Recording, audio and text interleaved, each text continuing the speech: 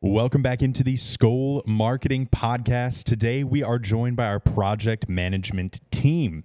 Gretta, Chrissy, please introduce yourselves, share with the world a little bit about yourself and how you got to this position with Skol. Hi, everybody. My name is Gretta. I graduated from the University of Minnesota, Twin Cities, Ski-U-Ma. I graduated with a degree in business and marketing, and from there kind of bounced around a lot of different places. I had sales experience, social media marketing experience, and found myself wanting something a little bit more on the project management side. I am a very type A brain, and I love seeing things through and being able to be a part of creating being able to be part of making projects come to light. So when I saw this job opening, I thought it seemed like a good fit. Loved the name of the company, loved that it was local, and I've been here now about 3 years. I'll be 3 years in April. How about you, Chrissy? Yeah, kind of similar in the bouncing world. I'm Chrissy. I graduated from the University of Minnesota, Duluth, and I actually went to school for public health. Very different than marketing, but it was public health education and promotion, promoting healthy behaviors. And I started in like health coaching and did a lot of like quality work and knowledge-based type things. Then I wanted to be a writer. Bounced to that, did some copywriting, and then did some project management and for a different company. And then I was really itching for a local company because I was remote for 9 years, and I found Skol, and I'm here. It's my home. So I'm curious, of course, project management is something that's prevalent in all industries for the most part.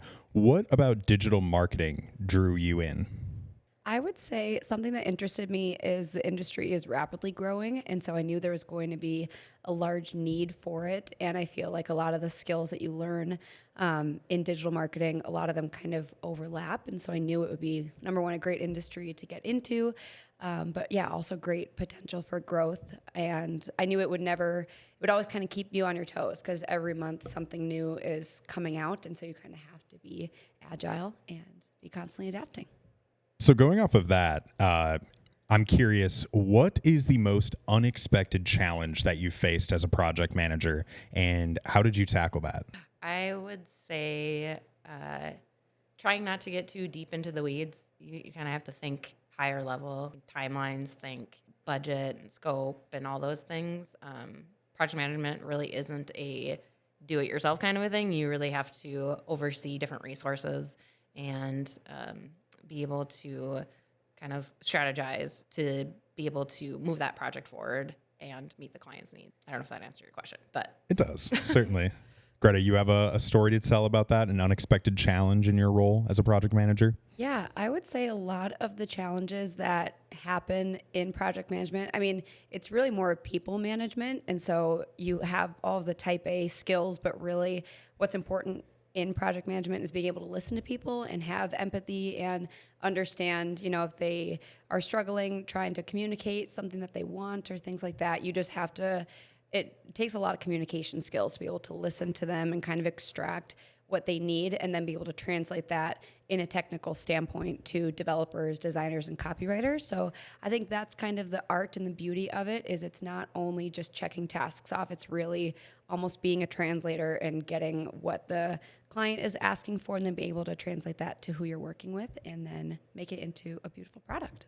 So it's really a twofold job then, right? There's the actual project, the work that needs to get done, but you're also managing people as well.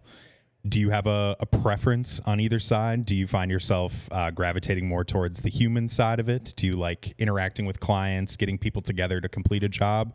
Or do you think that you're more into being a completionist, getting the task done, checking off the boxes? What part of the job excites you more? I would say I love that challenge of working with people that maybe don't know what they want or they're even creating a business from scratch and they are really relying on us to almost be business consultants and help create their business from, zero. So those are the challenges that I like the most because I think there's a lot of different solutions to those challenges and you kind of have to work on the fly while battling some of the timeline constraints, budget constraints, things like that. But I would say I gravitate more for the people-to-people challenges. I like solving those. You have any takes on that, Chrissy?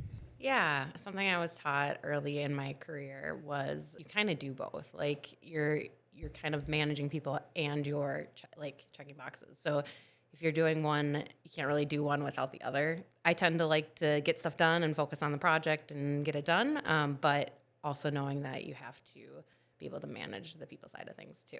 So, Greta, you brought up an interesting point about new business owners coming to a company like Skol to help them get found online, right? So, in those situations, walk us through sort of how you handle an interaction like that. Someone new comes to Skol and they want help with their business. How do you kind of take those first steps and how do you set them on the path to success? I would say number one is I like to dream with them. And, during the onboarding meeting, I kind of just want to, especially those brand new ones, just hear what brought them here, what does success look like to them on the back end of it, and start asking those questions so I can kind of get in their heads and live that dream with them. So then I know which way to point them. But I would say that's number one most important because that's why people come to us is they have a dream or something exciting that they want help creating. And if we don't have that same vision with them, we're not going to either create the right product or they're going to get to the end and feel like, something isn't quite right with it. So definitely at the beginning, I just want to dream and hear, the story of how this came to be. And then it's on me to do kind of the project management steps of making that dream a reality. So, looking at it from the day-to-day perspective, what is a typical day in your role? So, I am on the creative content team, so my day is a heck of a lot different than yours. What are you doing on a daily basis as a project manager at Skol Marketing? Lots of emails. Looking at Asana, which is our project management system. Looking at spreadsheets to track budgets. Looking at utilizing other tools that we have, like EverHour, to see how many hours our resources are using, and just really staying in touch with where our project's at. Thinking about that and those tools that you use on a daily basis, Asana is king around here, right? Asana is a huge part of the day-to-day basis. How does a tool like that help increase your ability to produce these projects as a project manager? Like, is it truly your best friend? Is it, sometimes frustrating? What is the relationship like with Asana? Because I know it's so vital to what y'all do on a daily basis. Not to be confused with Asana, like the Nordic people. Yes. Sit in. Yes. We love those too, but our Asana, quite different.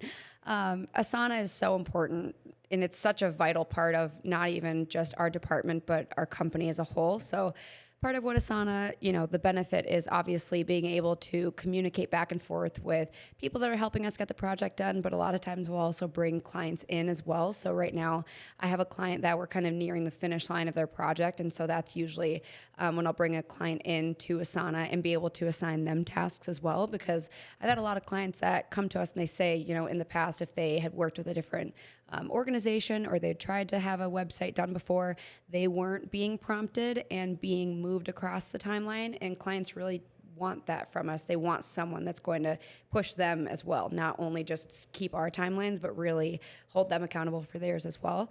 So that's really important, and it's also really important because it allows us to, add attachments to things and really be able to communicate in a lot of different ways, whether it's written notes, whether it's, just tracking a lot of different things in Asana. So the other benefit too is that if ever one of us is out, it's really easy for the other one of us to jump in and kind of take a look high level at that project and see where things are at, who's the main point of contact, any project updates that might be important. So it helps us stay on the same page, and then it helps us stay on the same page with people working on the project and on the same page with the client.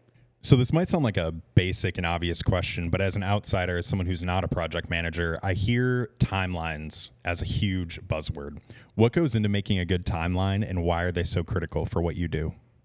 I would say to make sure that you're aligned with the client on where you want to reach, you have to think about the requirements of how long certain things take. Timelines are important, and you also have to keep in mind you have to be flexible with timelines sometimes, because not everything will always go according to plan. A timeline kind of is, here's generally what we want to try to hit, and kind of going back to what like Greta was saying, timelines help with accountability, so they help to make sure that you get the job done. Yeah, and in our timelines, we worked really hard at continuing to alter kind of the timelines that we offer clients. So really we have templates that starting at the onboarding meeting, we have kind of 3 tracks that a client could take, and it could ebb and flow in there, but like a 16-week timeline, a 12-week, and about a 7 or an 8-week timeline. And so what's really helpful is in that it breaks down every single large milestone that has to happen in order to hit that timeline, so that, again, it just creates that transparency that if things are getting off the timeline, here's why, here's what step it started to get off the timeline. And then we're also able to look at it from a macro perspective and zoom out and say, okay, what needs to be true in order to still end up hitting our ultimate timeline? Or do we now need to push that out? Or is there another phase in this project that we can kind of try to hurry up so that we can still honor that ultimate launch date? Yeah, and to add to, like, timelines are very important for, like, resourcing, to make sure that you have the right available resources at the right time, essentially. Okay, I'm sorry. I'm sure we're all burnt out on this, but I gotta ask, artificial intelligence. It's everywhere. It touches all parts of our industry. And I'm curious, what sort of artificial intelligence tools have you been using? And in what ways has it made your job easier or more efficient, to use a better word, probably?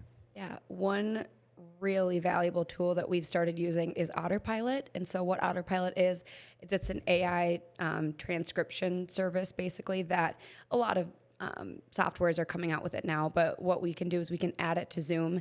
And what it does, it transcribes all of our meetings. And then we can also record live meetings. So even if we're meeting with a client in person, we can just hit record and it will record it. We'll know who each speaker is. It can help create action items. It's so beneficial too, because a lot of times in meetings, something really small will get said. And, at the time, either you don't write a note down, or like we said it or a client said it, and it kind of just goes over people's heads. But we always have that transcription to go back on and say, oh, here's actually, what we requested or what the client requested. So it just helps so much. When a week goes by, we have so many meetings that it's hard to remember every little detail that was said.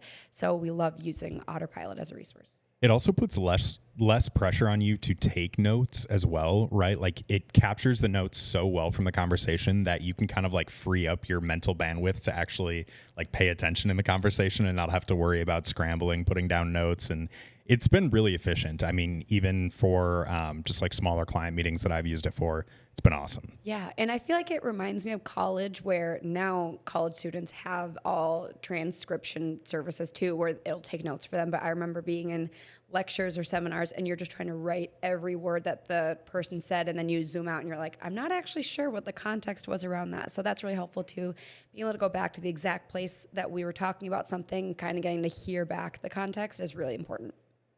Do you ever use AI for client communication? I know a big part of the job is communicating with clients, making sure that these projects are moving along. Has AI helped enhance any communication with clients?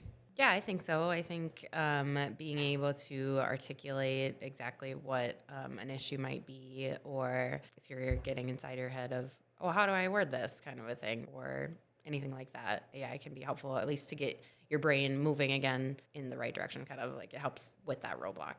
As someone who's a writer, do you enjoy that? Do you think it's a benefit, or do you sometimes see what the AI spits out and you're like, I could do it way better? That's a good question. I think it's a both and. I think it's helpful to get some ideas rolling. I think sometimes we might lean on it too much. I don't know. That's a tough question. Okay, let's celebrate a little bit. So we have this beautiful board, not in this room. You can't see it. It's not on camera. But I know, Greta, you put together a board of all the websites that we've launched in the last year. That's awesome. And I'm curious to know, what is just a moment that you're proud of as a project manager at Skol, whether it be internal, with a client, whatever it may be. Let's shed light on a good moment as a project manager. I would just say there's one client who... his name is Peter. Shout out Peter from Mirror Defense. It was a really important client. We, had a great referral that came in. It was from one of our, one of our largest clients, and it was a really high pressure one and really important website project to deliver on time and with the the specifications that they wanted. And I just remember at the end, I just got great compliments from Peter and just saying how, like of all the projects he's been a part of, he just felt like this was so seamless and straightforward. And that meant so much to me because I knew that the project was really important going into it and then just the client relationship coming out of it. So just knowing that, I did a good job on that one and that felt really good. Yeah, there's been quite a few. Of course, the ones that are on time and within budget always feels good. It's like, yeah, we did the job. I think one of them that comes to mind is priority envelope, which it's all about envelopes. It sounds boring, but they were a great client to work with, and shout out to Chad and Brad. They were great, and the website looks great, and it looks good. The user experience is great, and for something that might seem boring, envelopes, it actually is a pretty great site. I was going to say kick blank, but I don't know if I can say it here. One other one I want to touch on that used so many internal Skol resources was Sports Legends USA. So when that one came to be, it was so complicated. We were combining just a lot of data into one while having a good user experience and having a really beautiful branding. So that brought together a lot of different departments and was just a lot of organization of our resources. So for that one also to be delivered and be beautiful, and now having all of the athletes, having such a positive experience with it, that one also stands out in my mind as a big win. What advice would you give to someone who wants to get into being a project manager? Assuming you'll cut our thinking out. Yeah, we'll edit. I'm going to keep all this. They're like, This is actually all I'm going to publish. So you mean we could have been pausing this whole time and taking breaths? It is not live. Not live. they're like, this is on the news. Yeah. Live on Fox. Oh God. I would say you can really start anywhere. Obviously, public health to project management, and there's so many different types of project management too. You don't have to necessarily do digital marketing. There's project management for every industry that you can think of. So project management is pretty broad, and if it's something that if you enjoy working with timelines, because we've said that a couple times, and you kind of enjoy just having like a different day every single day, I think project management could be a good fit for you. Yeah, and I would say just be kind to yourself, especially as you're starting. There's so much you don't know, and as you grow as a project manager, you just learn so much about what works and what doesn't with working with people or working with projects and scope and timelines and budgets and all of that. So just knowing that it always is a work in progress, your own education of project management. So being kind to yourself, asking a lot of questions. I would say that's a really big one too, is never feeling like, oh, everyone else has all the answers and I'm the only one that doesn't know, because so many times in project management, you'll ask the group a question that is burning in your mind and everyone else is like, I've never thought of that, or absolutely we need to figure that out. So a lot of times that gift of not knowing the answer is what allows a project to go smoothly, because you're not afraid to ask the question and get that answer.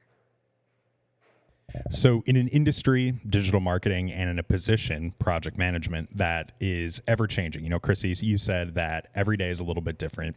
How do you project the future of project managers in digital marketing? Like, how do you see your positions evolving as we move forward into the latter half of the 2020s? Where's my crystal ball? I don't have it. Crystal ball. Crystal ball. Crystal ball. Loaded question, I know. I'm just curious if you have any maybe predictions or how you see even your individual positions here evolving as time moves forward. Greta? This is a new series called Chrissy to Ball, where we'll ask her, what is the future? I would guess that a lot of what our jobs will be continuing to integrate AI with what we're already doing, but just using that to be more efficient, but not as a full replacement. I couldn't see AI doing what we do because, again, it takes so much of the human brain to include so many variables into how we're solving any given problem. But I would definitely say, I would hope that our timelines will continue to even get shorter as we can use some of these resources. And I would say that's just what I would say is AI, we will still continue to use it. We'll continue to integrate, but you won't be able to ever replace the human touch and the human brain and having someone caring about your project. You can't replace that. We are a pro-human podcast here. As we speak into microphones and look at cameras that are Until AI does this podcast, then Right. we are doomed. So now that you've both worked as project managers for a couple of years, was there ever a time when you look back that you could have used a project manager for something in your personal life? Every day. Yeah. I try to project manage my life, but sometimes it just doesn't happen well.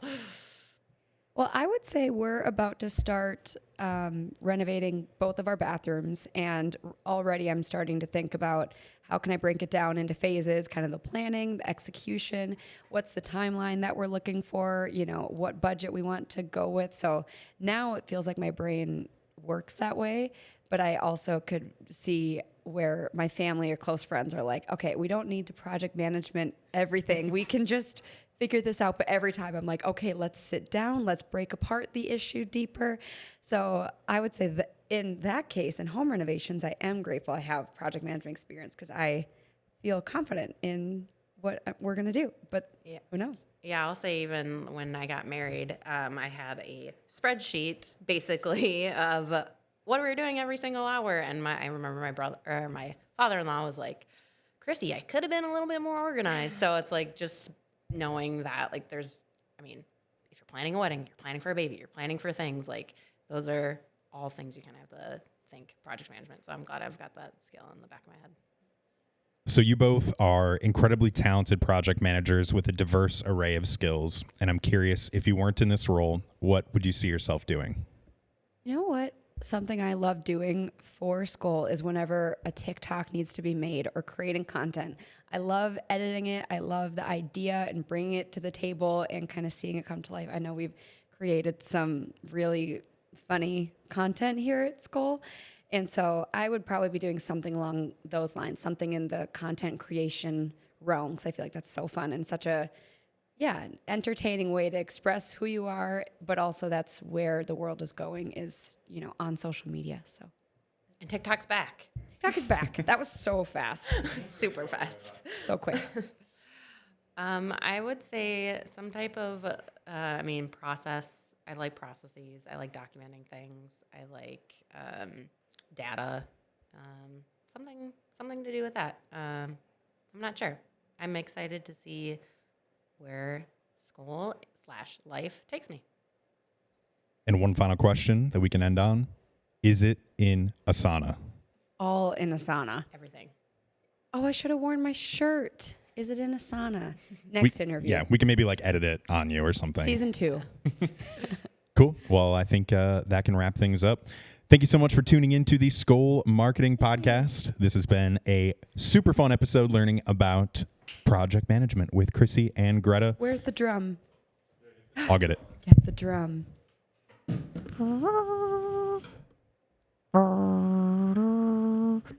All right, as is custom, we're going to end with a boom boom Skol. Ready?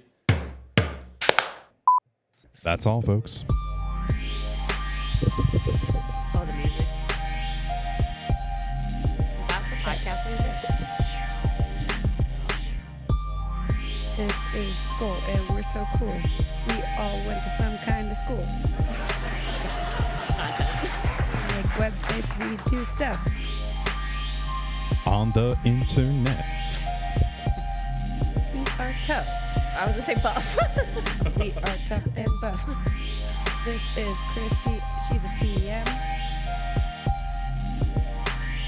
I don't rap until 10. She writes stuff, and she's got Junie. We don't talk about how puny she is. She goes to swim. She goes to swim school. She can swim. What? Gretta's got a dog named Lucy. So too fast. Lucy barks all the time. She can't stand up. She can't rhyme. I think it's too slow. This beat is automatic. Oh. Hypnotic, funky, fresh. With my body so melodic. This beat pulls right through my chest. Faster. Everybody, party, popping, sing the party, grab somebody, work your body. Let me see you 1, 2 step, rock it, don't stop it. Everybody get on the floor, pick the party up. We about to get it on. Let me see you 1, 2 step. Love it when you 1, 2 step. everybody 1, 2 step. I was doing the opposite. I was pointing to you, but taking it from you. Everybody. That's a podcast.